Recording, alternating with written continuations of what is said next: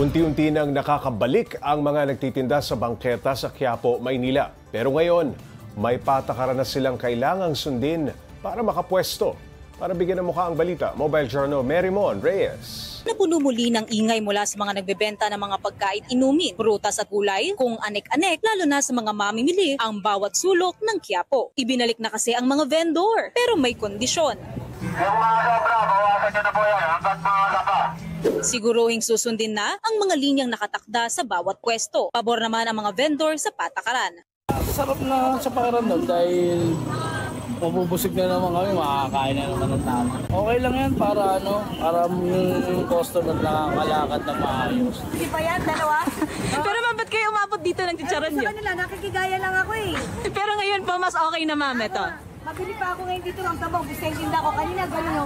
Ikinatuwa rin ng mga mamimili ngayong marami na muli ang nagtitinda. Tulad ng dumayo pa na sina Nanay Lota mula Cavite at Sir Ryan Chua mula Cainta. Okay na yung ganito, malinis. Ang ibig ko sabihin, malayo sa mga pandurong. Safe kami kasi hindi kami nakikipagsiksikan, lalo na ako, senior ako. Okay na uli, hindi katulad last week. 0. So, makakain namin yung favorite burger namin. Malaking ginhawa raw para sa kanila rito, at rito ang kanilang pagbabalik pwesto. Pero ang tanong, sino-sino na nga ba ang mga kumambak? Kami! Kami! Kami!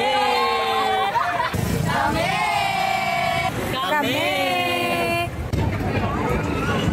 Pero teka, hindi pa pala lahat ng vendor ay nakabalik na. Tila ang mga unang may pwesto na binabayaran ng permit to operate sa harap at gilid ng simbahan ng Quiapo ang nandito pa lang, pati sa mga side street na may permiso rin ng munisipyo. Kaya nananatiling waiting game pa rin ang mga minsay nagtrending sa kabaan ng Carriedo kung saan sila popwesto. Pero anila, handa silang maghintay. Worth it po talaga yung paghihintay dahil may naririnig din po ako na meron silang paglalagtan. Konting hintay-hintay lang pero may plano po eh.